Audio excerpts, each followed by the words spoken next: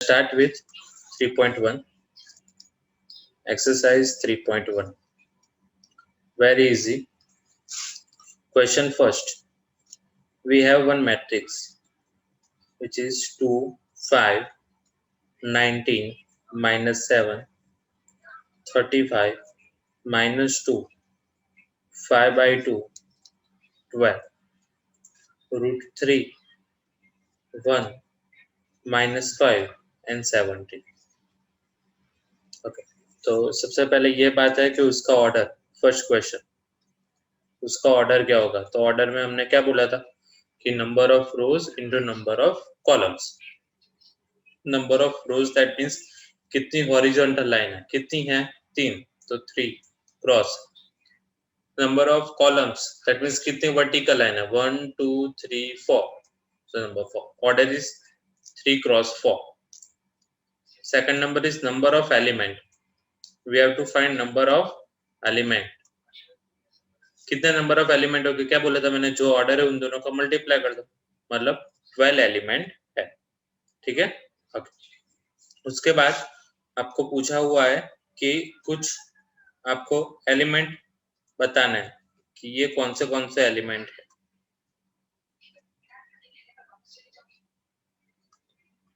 Okay, चलो इतने element आपको बताने हैं. चलो क्या करेंगे? चलो A13 का मतलब क्या होता है? First row third column. First row third column क्या है? 19. 2 1. Second row first column 35. ये क्या है? 3 3. थर्ड रो थर्ड कॉलम क्या है? माइनस 5. A24 मतलब सेकंड रो फोर्थ कॉलम क्या है? 12. 2 3. सेकंड रो थर्ड कॉलम क्या है? 5 by 2. ठीक है. Very simple. जो हमें बोला है वो रो एंड कॉलम में जाके हमें सॉल्व करना है. Simple. Okay, move on to question number 2. Question 2 में हमें क्या बोला है? A matrix has 24 elements. ठीक है. यहाँ पे हमें बोल दिया है कि इतने एलिमेंट्स है हमारे पास. What are the possible orders it can have? What if it has 13 element? Okay, कितने पॉसिबल ऑर्डर्स हो सकते हैं? तो यहाँ पे हमें क्या पता चला कि नंबर ऑफ एलिमेंट्स कहाँ से आते हैं बेटा? जो भी ऑर्डर होता है उनका मल्टीप्लाई करके. मतलब कोई भी दो क्वांटिटी का मल्टीप्लाई करके 24 आएगा, उतना हमें पता चल गया. दैट मीन्स हमें क्या करना है? 24 के फैक्टर्स निकालना है. ठीक है. 24 के फैक्टर्स निकालना है. जैसे कि 1 से स्टार्ट करो.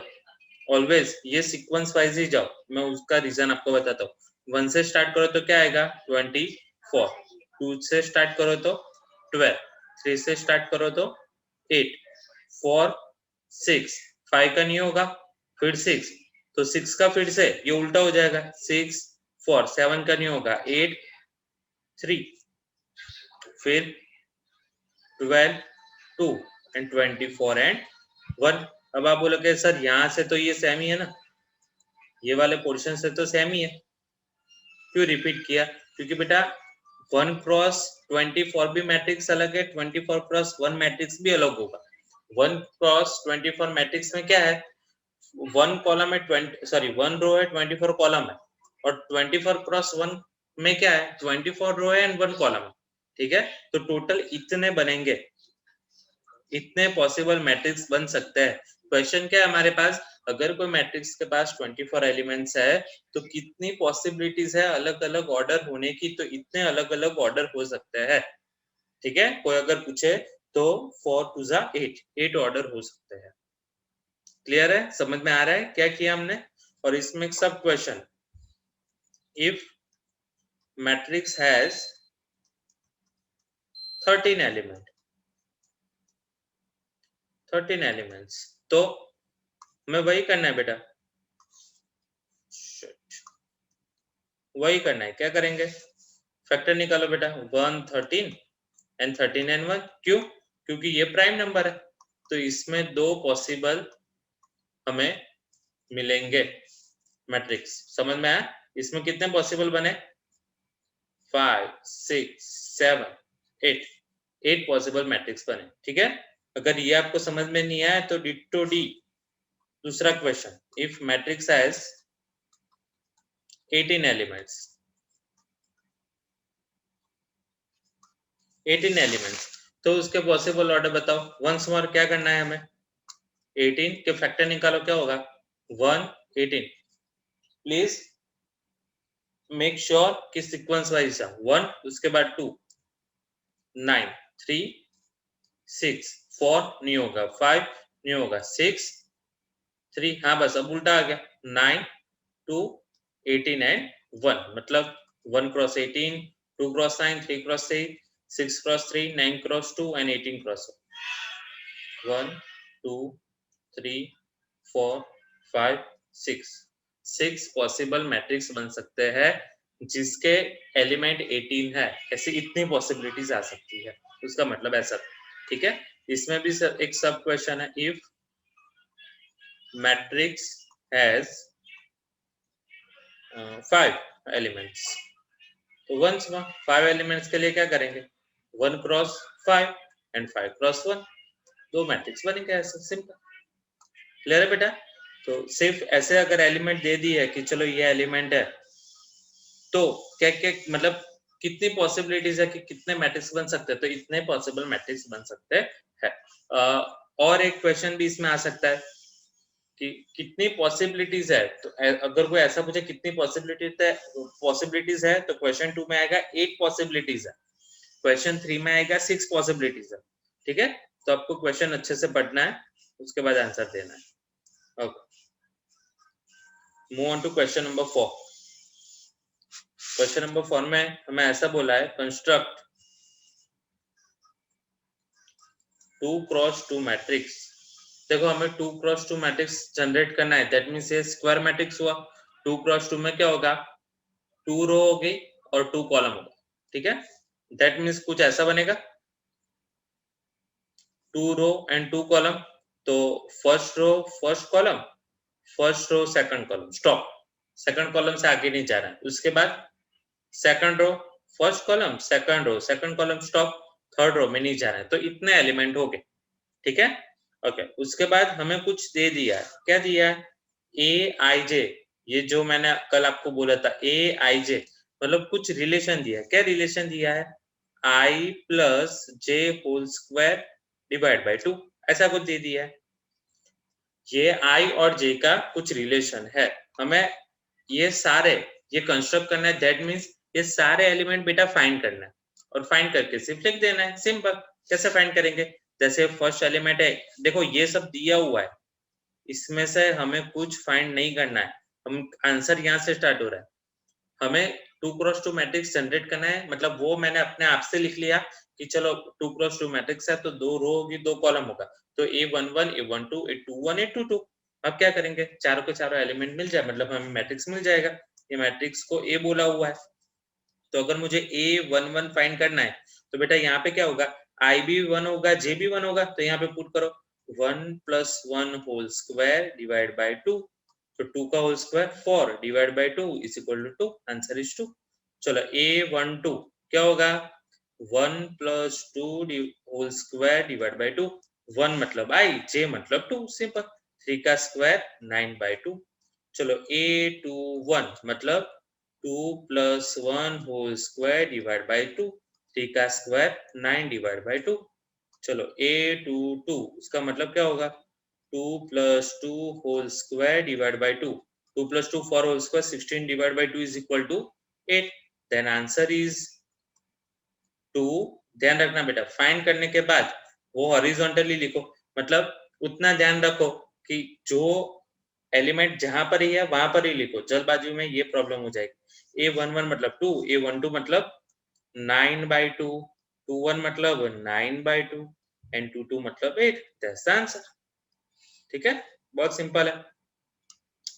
चलो उसमें सेकंड 22 ही करना है, लेकिन A_I_J हमें क्या बोला हुआ है, I डिवाइड बाय J, ऐसा कुछ रिलेशन है, हमें 2 क्रॉस 2 ही जनरेट करना है। ठीक है, क्या करेंगे, A11 यही मैट्रिक्स रहेगा, तो 1 divide by 1 is equal to 1, A12 1 divide by 2 is equal to 1 by 2, A21 2 divide by 1 is equal to 2, A22 2 divide by 2 is equal to 1. Then finally answer is 1, 1 by 2, 2 and 1. That's the answer. ठीक है बेटा, चलो question number 3, ये बहुत easy chapter है. चलो Aij क्या होगा, I plus 2j whole square divide by 2, ये गिवन है और हमें ऐसे ही ये चार फाइंड करना है. चलो A11 क्या करेंगे, I मतलब 1, J मतलब 1, 1 प्लस 2 इंटू 1 मतलब 2 होल स्क्वायर डिवाइड बाय 2, 3 का स्क्वायर 9 डिवाइड बाय 2. चलो A12 तो 1 2 into 2 4 whole square divide by 2, 5 का होल स्क्वायर 25 डिवाइड बाय 2. चलो A21 क्या होगा, 2 2 into 1 2 whole square divide by 2, 4 का whole square 16 divide by 2 is equal to 8. चलो A22 तो I की जगह पे 2, J की जगह पे 2, 2 into 2 4 whole square divide by 2, तो 4 and 2 6, 36 divided by 2 is equal to 18. The matrix A is equal to 9 by 2, 25 by 2, 8 and 18. That's the answer. ठीक है बेटा, very simple. चलो move on to question number 5. Question number 5, यहाँ पे क्या करना है, construct 3x4 मैट्रिक्स जनरेट करना है. तो सबसे पहले ये बेटा आप क्लियर होने चाहिए इस बात में कि 3x4 मैट्रिक्स में 3 रो होगी 4 कॉलम होंगे, मतलब 1 1 1 2 1 3 एंड 1 4. समझ में आया, कॉलम 4 तक जाना चाहिए. फिर 3 है तो 2 1 2 2 2 3 एंड 2 4, 4 तक जाना चाहिए.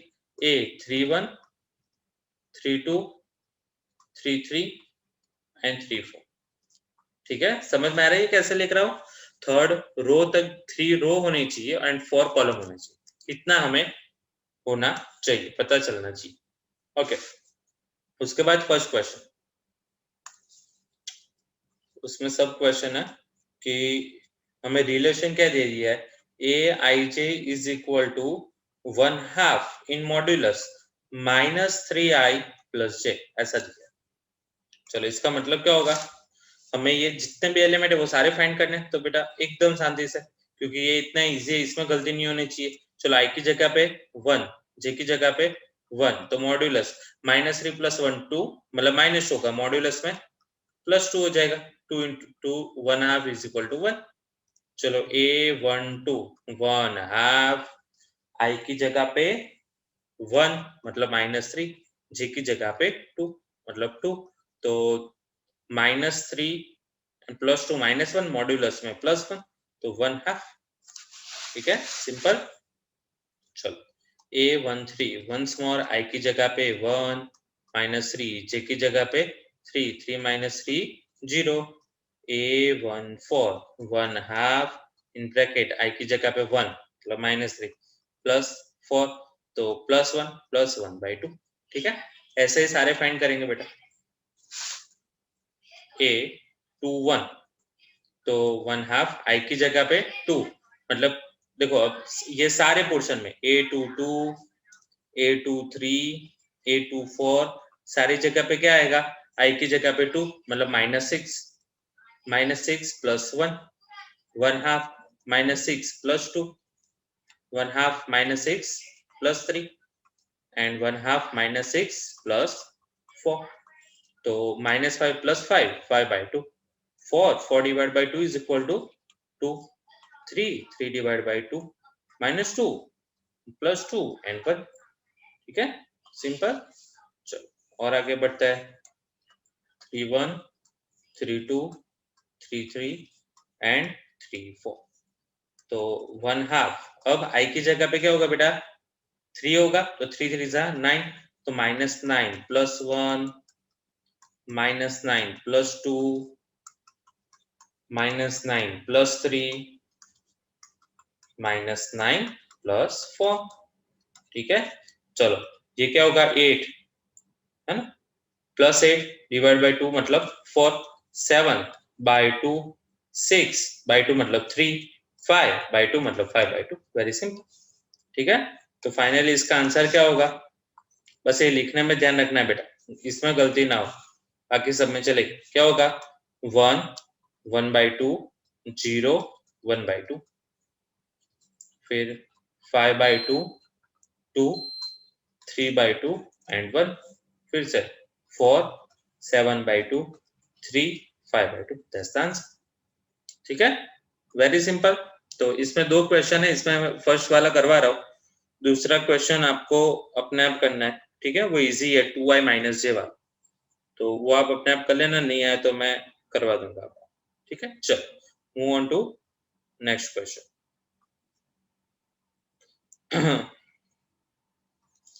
Question number 6, find the value of x and y. Let's see, x y z, find x y z। चलो, और क्वेश्चन में ऐसा है 4 3 x 5 is equal to y z 1 5, ऐसा है। ठीक है, ये हमने कल भी डिस्कस किया था कि ये दोनों मैट्रिक्स है, दैट मींस सारे एलिमेंट इक्वल हो गए, मतलब 4 की कंपैरिजन y के साथ तो y is equal to easily 4 हो गया, 3 की कंपैरिजन z के साथ तो z इज इक्वल टू 4 हो गया, x की कंपैरिजन 1 के साथ मतलब x इज इक्वल टू 1 हो गया, और 5 इज इक्वल टू 5, खत्म हो गया सम।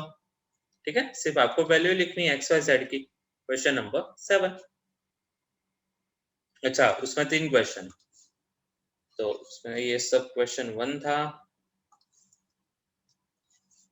इसमें सेकंड। चलो, सेकंड में कुछ ऐसा दिया है x + y 5 + z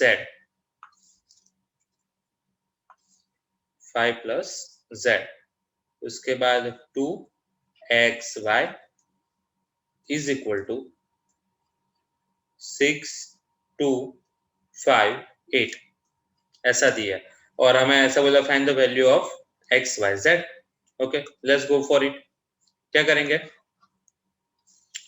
कंपेयर करो बेटा, तो ये फर्स्ट a11 के साथ कंपेयर करोगे तो क्या आएगा, x + y is equal to 6, equation number first, 2 is equal to 2, 5 + z is equal to 5, मतलब 5 + z is equal to 5।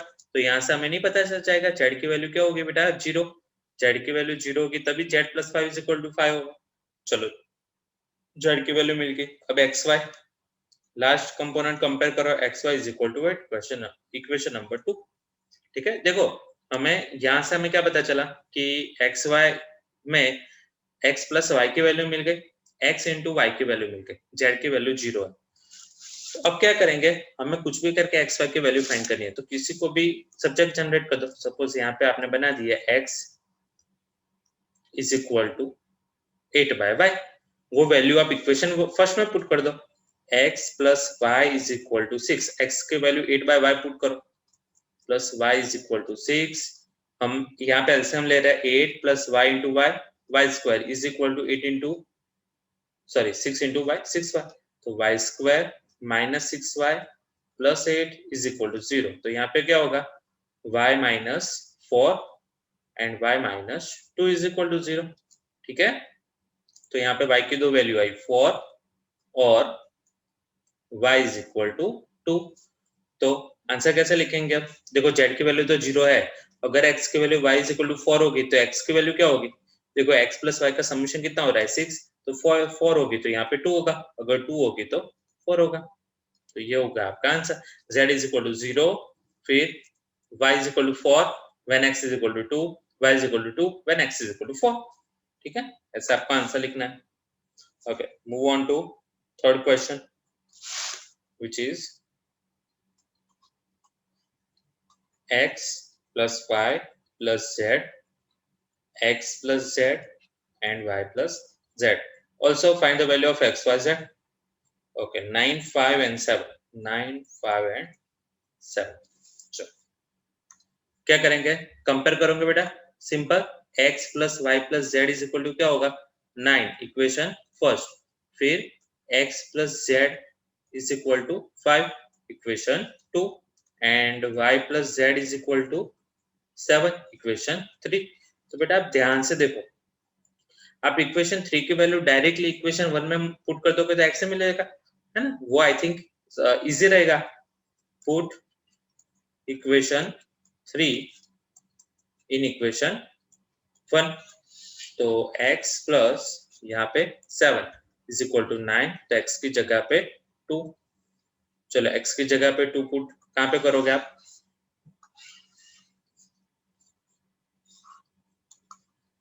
Put x is equal to 2 in any equation, equation 2, तो x plus z is equal to 5, तो 2 plus z is equal to 5, तो z is equal to 3, तो ये z की वैल्यू मिल गई। अब x और y दोनों मिल गए, तो कोई भी इक्वेशन में पुट कर दो, z की वैल्यू पुट कर दो, चलो z की वैल्यू 3 इन इक्वेशन 3, तो y plus z is equal to 7, so y plus 3 is equal to 7, so y is equal to 4, ठीक है, hence value of x, y, z are 2, 4, 3 respectively, ठीक है, very simple answer है। okay,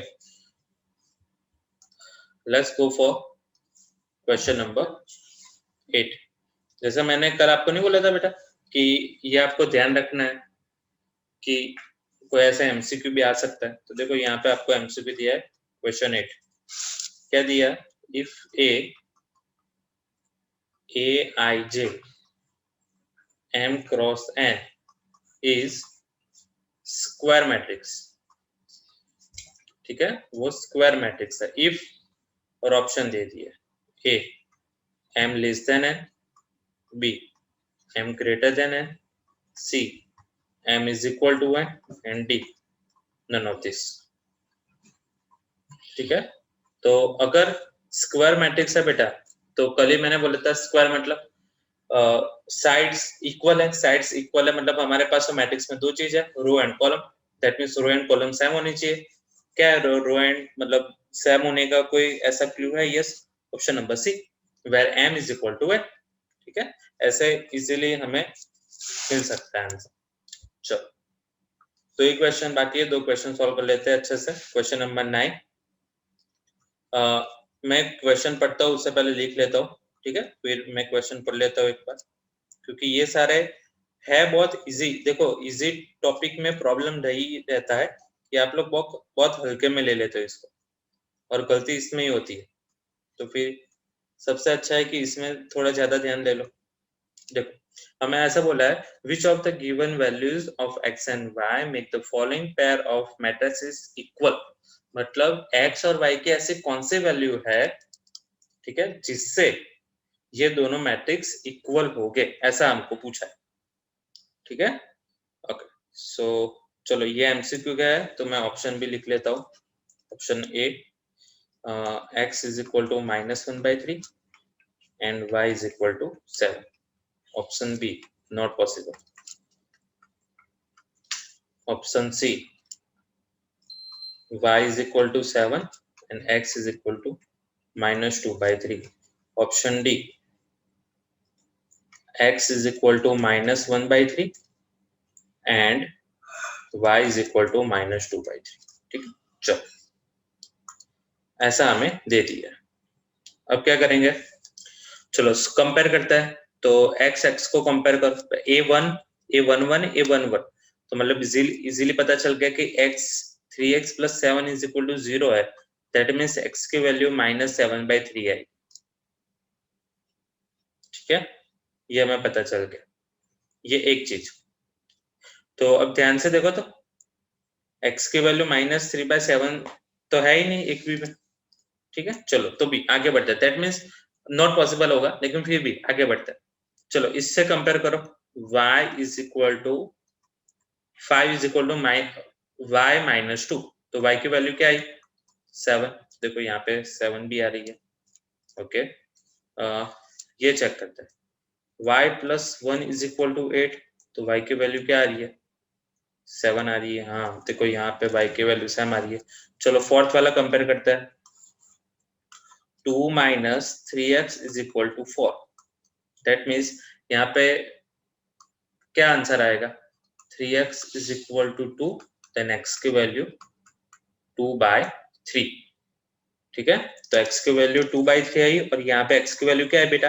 -7/3। तो अब ध्यान से देख लो, y की वैल्यू सेम आ रही है, लेकिन अगर ऐसा कोई दूसरा भी क्वेश्चन है जहां पे आपको एक वैल्यू सेम मिल रही है तो फटाफट आंसर टिक मत कर देना, सब कुछ चेक करना, क्योंकि यहाँ पे देखो y x की वैल्यू मिल रही है लेकिन दो अलग अलग है ना, तो वो आंसर नहीं हो सकता। ठीक है, आपको इतना ध्यान रखना है कि सब कुछ सॉल्व करना है। ठीक है, ओके, लेट्स गो फॉर, अच्छा यहाँ पे आंसर आएगा नंबर बी, नॉट पॉसिबल।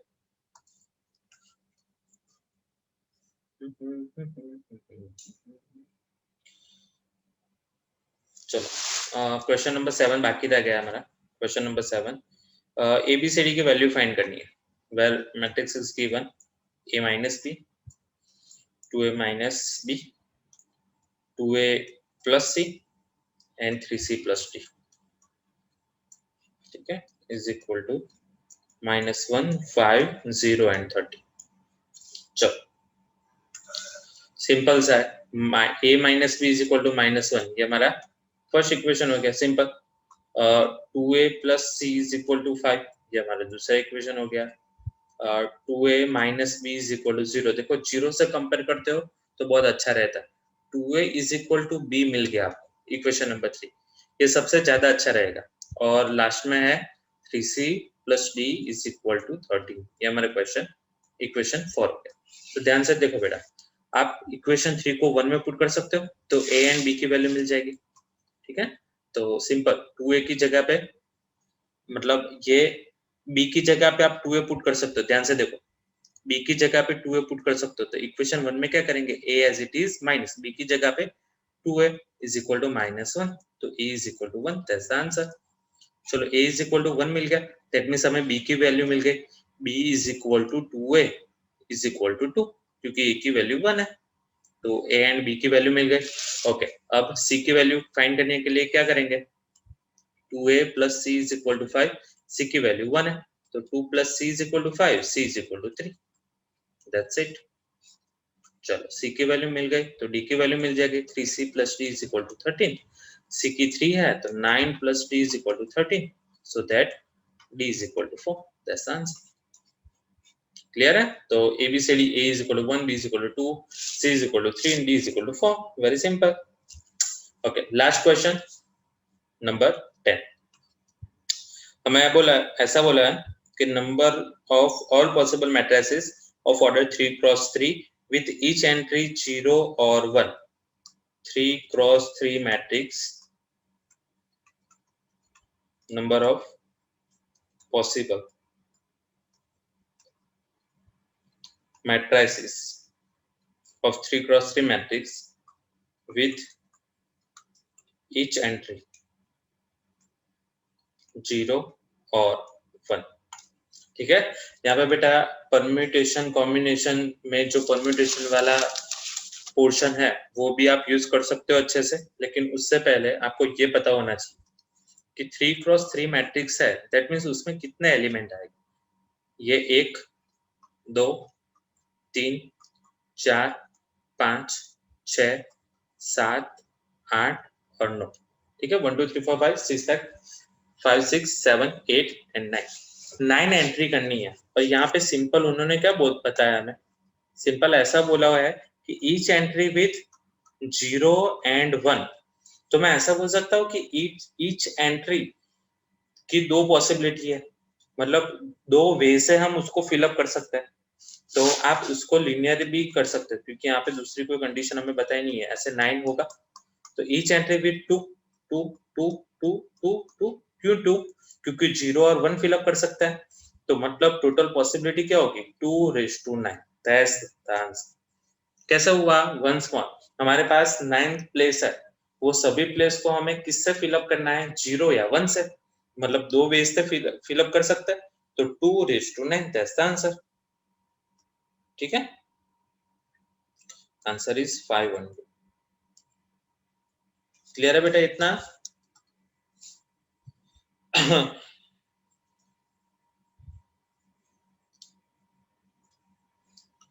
अब ये हमारा हो गया है 3.1 ओवर, जिसकी हम बात कर रहे थे, ठीक है। 3.1 इज ओवर।